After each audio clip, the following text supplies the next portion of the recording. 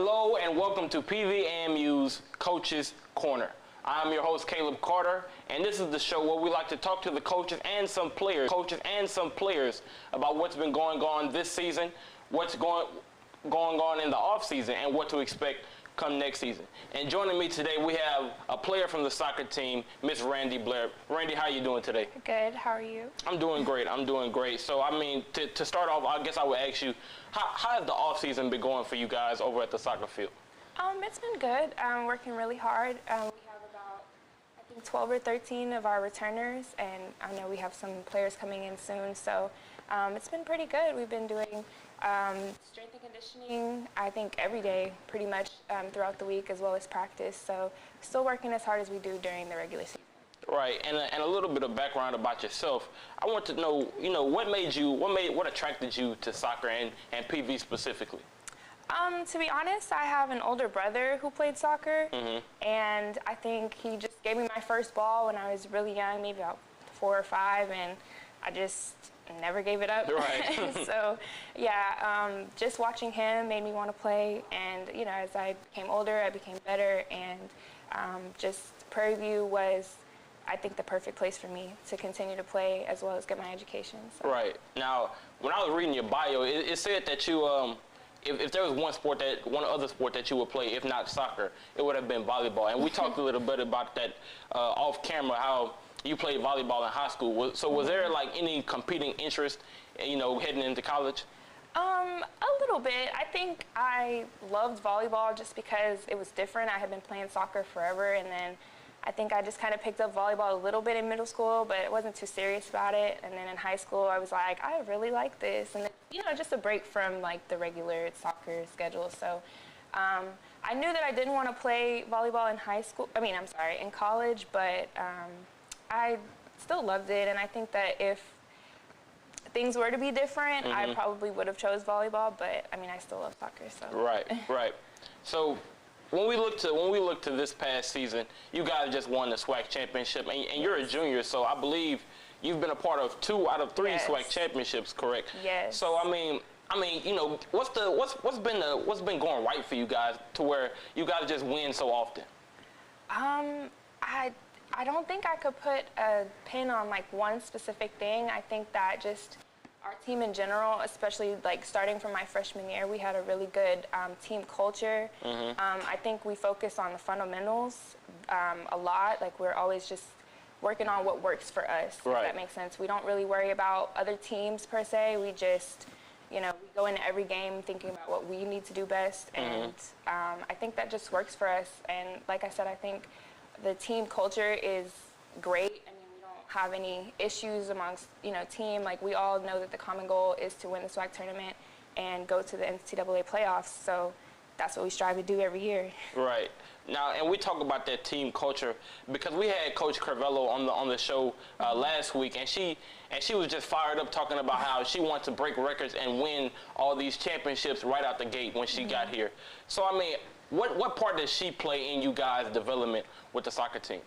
A huge role. I think when I first got here as a freshman, obviously I was a little bit nervous, but she basically was just like, it's soccer, regardless right. of who we're playing and what's going on. Like you've been playing this game forever, so stick to the basics. And I think she pushes us a lot, and it just works. Like I don't really know how to describe it other than just like we're able to listen to her, and we take her criticisms as well as the support, and not only that, we support each other. So I think that she's played a huge role in our team's success.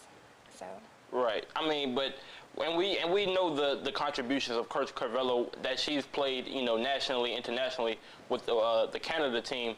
But when we look about the team specifically, you guys had some outstanding players. You talk about Quinn Josiah, Kalia Brown, Savannah Powell, and the list goes on, Adrienne Nugent and yourself. So how does it feel being a part of such a talented roster? It's great. I think we surprise each other every day at practice with just, tricks, moves, everything. And right. like I said, we're really supportive, so it's like we each want to see each other do better, regardless of, how you played in the last game or just how you played in practice. We're very supportive. We have a lot of fun at practice, to be honest. And so, you know, we have a lot of players who are constantly raising the bar for each of us, and I think that that's the culture that we're trying to establish and that we have established. And I think that when the new freshmen come in, or just new transfers, new players in general, that's the standard we have set, and that they have to catch up, honestly. Right. So yeah, it's amazing, you know, playing alongside a lot of these players, and they're continuously breaking records, and I'm just there to cheer them on, Right. and hopefully do the same myself. So. Right, now I'm gonna ask you to take me behind the scenes, but I don't want you to reveal too much, because you talked about some of the outstanding tricks that you guys would pull in practice. So what was some of the most outstanding things that you've seen one of your teammates do in practice? I don't know if I could name just one. I mean, I could take practice this morning. We like you talked about Quinn Josiah, and we also have another keeper, Medina Lual. And I mean, just seeing our keepers fly around and save these, like, we have great shots on goal, honestly. Right. And I mean, if you've come to any of the games, you can see that. But our keepers just, I mean, they fly around like crazy, and they're just blocking shots left after right, left after right. And I think that's one of the most amazing tricks for me. I'm always so excited when Medina saves these crazy shots. I'm just like, how does she even get up there like Right. that? So yeah. Right, now I kind of want to circle back to talking about the SWAC championship that you guys won this past year, because I mean, we were all on the edge of our seats that night, and it's kind of funny talking to the soccer players and Coach Carvello and getting their different perspectives of what was going through their mind when Khalid hit that game winner. So I asked that same question to you. What was going through your mind when she hit that game winning penalty kick? To be honest, I had my eyes closed, so I just couldn't breathe. I was praying, just, you know, Lord, just please help this goes in. But just when I saw that it went in, and it's honestly hard to describe. It was just like, you know, the team just erupts and just, you know, cheering. We all take off to go, not only to go meet Kalia, but Sierra had made some huge saves to get us to that point. Right. So, yeah, it was just amazing. And then, you know, the stands erupted. We have such great support from our fans, and they came onto the field. So, I mean, it almost gave me deja vu from my freshman year, because it was a similar situation. But, yeah, it's just amazing. I think about it quite often. Really? It was amazing. I don't even know if I have another word to describe it. Right. I mean, and let's move on into this coming year, because we talk about Quinn Josiah, and she's just one of the few seniors and graduate students that's getting ready to leave. And you're a captain of the team. So how is it going to be for you personally, you know, kind of bringing up these young kids, making sure they get right and maintain that winning culture?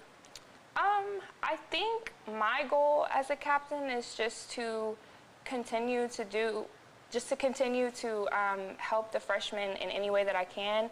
I know when I was a freshman, the seniors that we had, the captains that we had, they just did their best to try to include us in everything, and just, you know, any questions we had, or, you know, just trying to get us to understand that, you know, even though this is much different than high school, it's still the same concept, and we just need to you know, do our best and keep the standard that we have already. So I think that that's my goal as a captain, is just to help them to make sure that they know, you know, we've won 2 SWAC championships in 3 years. So you kind of have big shoes to fill, but you're more than capable of doing that. So. Right. And as we look forward into next season, I mean, you know, because like you said, it's big shoes to fill. Two SWAC championships in 3 years.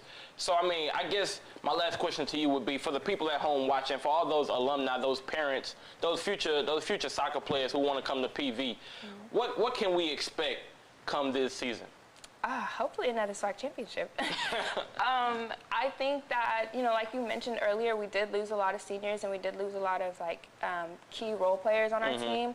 But I think that we have people who are willing to step up to those roles, and I think that the goal is to try to do it again, and to, you know, go to the NCAA playoffs again, and, you know, try to do our best as well. So I think I would just say to those people who, you know, are looking at us or watching us, you know, just thank you for your support, and you know, just cheer us on as we try to do it again. Right, right. Well, Ms. Randy Blair, I know that I certainly will be cheering you on, along with everybody here at PVMU TV. And that was Ms. Randy Blair from the soccer team. When we come back, we will be talking with two people from the bowling team, Coach Glenn White and his player, Yavis, when we come back after the break.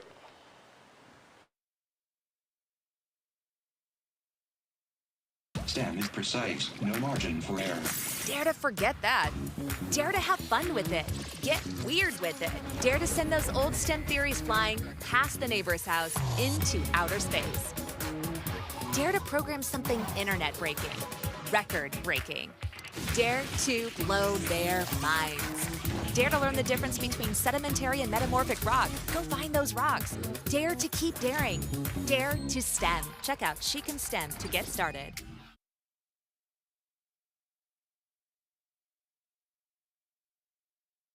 What do an aerospace engineer, cancer immunologist, and bat scientist all have in common? We all have cool jobs in STEM fields.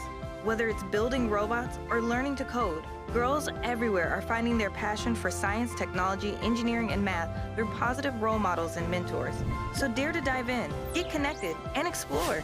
You never know what your future may hold. Learn more about these and even more cool jobs at shecanstem.com.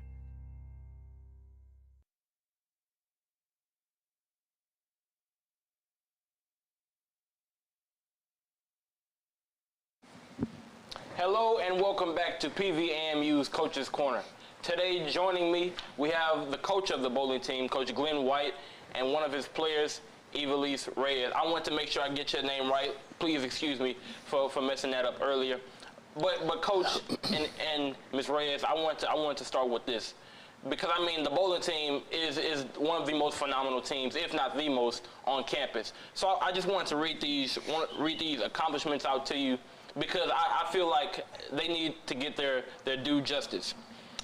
Coach of the Year, 2 first-team All-SWAC players, 1 second-team All-SWAC. That was Asia Rain, Crystal Klein, and Stephanie Vasquez. The 4th regular season title and Bowler of the Year, all hardware that PV can lay claim to. And not to be outdone yourself, you were named to the National 10-Pin Coaches Association for the All-Academic Team. I mean, just an outstanding team, not to be understated. So Coach and Ms. Reyes, I want to ask you both the same question. I mean, how do you do it, for one? Do you want her to go first or myself? Is it either or? I would say for as a student athlete aspect and as a player, it's more of the dedication that each team member has and all the hard work that we do. Also, Coach has done a lot for us when it comes to practice and stuff. He's able to see what we need to improve and be like, hey, work on this, work on that, and that kind of has driven us to the point where we're at to be able to win consistently. Right, Coach. Well, as Eva mentioned, this comes down to dedication to what your purpose is, and it really speaks a lot to the efforts of all the members of the team. I continuously talk about how proud I am of the whole team, especially when it comes to academics, because this just recently, all members of the team were on the honors program. Mm-hmm. All members of the team are all American academics this year, and our team GPA is 3.7. So we put a lot of emphasis on academics as a whole, team-wise.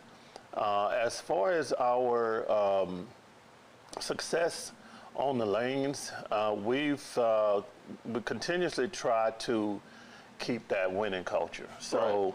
When you come into this program, there's a history that you're coming into and a culture that you're coming into, and it's about winning championships. Right. So our goal every year from the beginning, regardless to who is on the team, our goal from the beginning of the year is to win a championship. And so, it's a testament again to the efforts of the team, and we'll continue to to work in that direction.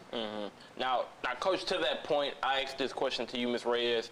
I mean, because, like Coach said, you guys are top 10 in academics when it comes to the bowling team. So how is it that you maintain such academic success? Because I know that it could easily, you could easily forget about one and focus on the other. So how do you maintain that success on and off the lanes? I would have to say it takes a lot of time management and a lot of dedication.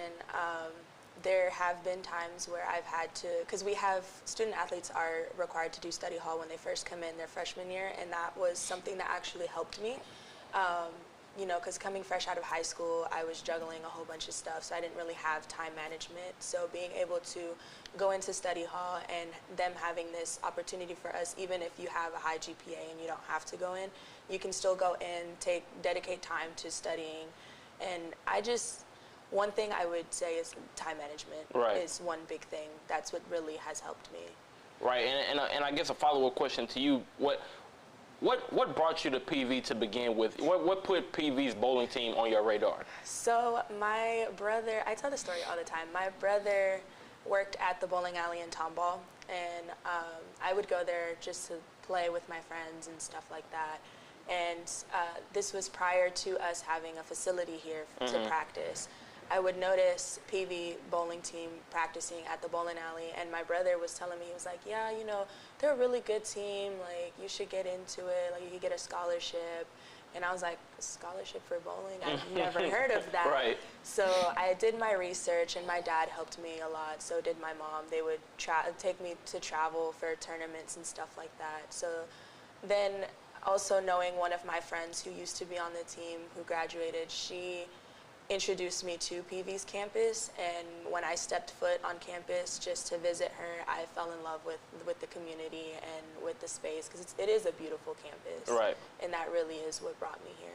Right. Now, Coach, she just said something that was pretty interesting to me, that you guys didn't have a facility just a few years ago, but yet and still you guys have reached such high heights. So give me the secret sauce as to how you guys did it. Well, it wasn't easy. I will tell you that.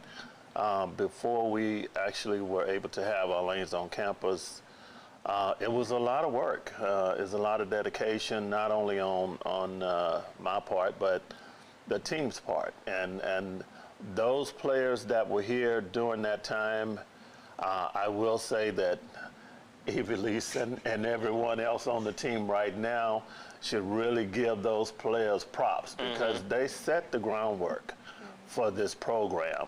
They went through the struggles of going back and forth 30 miles one way to go to practice every day, every evening, and still put the effort in to win championships, because that was when we won our first championship back during that time. I think their success really brought attention to the bowling team on campus, that it was very limited during that time as far as what was going on with the bowling team. But that first championship, I think, really pushed to get us some attention and to get more support. And from that point, the conversation started about trying to get lanes on campus so we wouldn't have to travel as far, and knowing that if we were able to get lanes on campus, we could be even more successful and continue in that path. Right. Now, Coach, I mean, you just said it, because, I mean, we already know that bowling is a mental sport, right? And not having lanes on campus, that just increases the mental strain on those players. So, and I guess I asked this question to the both of you, and you can answer this in whichever order that you would prefer. How is it that you deal with those mental challenges, and how is it that you keep the players' minds, getting ready for those tournaments? You did hit the nail on the head when you mentioned this is a very mental sport, because once you get the physical part of the game skill down, it is 80% mental. It is not easy for them or myself in that matter when it comes to the mental during the time of competition. There's a lot that goes on. They have to really maintain a level head in order to compete and to compete at the highest level. There are ups and downs, there are disappointments, there's frustrations. This is a game that you can't compete and be successful when you are too emotional. Right. Okay, so you know, it's like anything else. You have to have a short memory. You know, if you make a mistake, you have to learn how to let it go. When you lose a match, you have to learn how to let it go and get ready for the next match. So the mental part of the game is something that we really try to put effort into. I talk about a lot that we have to practice on mental just like we practice on the physical. Right. So we put ourselves sometimes in positions in practice to say, okay, you're in this position, this is what you're looking at. Okay. You're in this position in competition, how are you going to handle it, how are you going to deal with it? So we try not to wait until competition to work on the mental game. Right. And Ms. Vasquez, I asked that same question to you. How do you deal with that mental stress that comes with bowling? It has been a challenge, but I was able to manage it really well. I tend to, like he said, have a short memory. So when it's time when he says, okay, we're going to do competition play at practice, I am quick to just turn that light on in my head and be like, okay, this is what I need to do. This is what's on the line.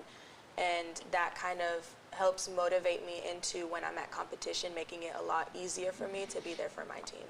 Right. And I once again have to apologize. I feel like I've been saying Miss Vasquez the entire time. Let me get your name right. Ivelisse Reyes. Let me look into the camera when I say this. Ivelisse Reyes is the player that we have today, and she's an amazing player and an amazing student as well. And to continue on, I guess my question to both of you would be, because when we look at bowling and we look at, well, I guess let me concentrate with you, Ms. Reyes, because we have Asia Wren, we have Crystal Klein, we have Stephanie Vasquez all on the team. So how is it, going into those tournaments, going into practice, just being so competitive with those players? Well, I mean, I wouldn't really say it's really competitive individually because we're still there for our team as a whole. I just look up to them because they have been breaking a lot of records, and that kind of motivates me to one day be where they're at. Right. Now, Coach, and I asked that same question to you because you have such special players on the team. So how is it knowing that you have these great players, but you can't get too big-headed, right? Heading into these tournaments. So how do you keep them level-headed going into these tournaments? Well, just knowing that we're not the only ones that have great players. Right. There are teams throughout our conference and also nationally that have great players. So what you really want to do is trying to keep all members of the team focused, because in order to stay at that level, you have to continue to work on your skill. Every tournament is a new challenge. Every tournament we have new goals, and every time that you roll the ball, you're trying to get better. That's the message that I try to get through to them, because even at that time or at this point in their career, they haven't reached their max. So I'm steady pushing them to go higher. They've achieved a lot this year, but in my mind, we can still be better than what we are. Right, and Coach, you talk about being better because we know the SWAC championship, the results may not have been, what you guys may have wanted, falling short in the semifinal. But we do have new goals to be achieved with the NCAA tournament coming up, and you guys are hosting for the South region. So what can we expect coming into that tournament? Well, we're not actually participating. Okay.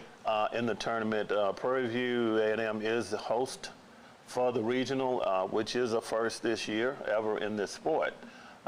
We were to host last year for the first time, but because of COVID, like basketball, they moved all teams to one location.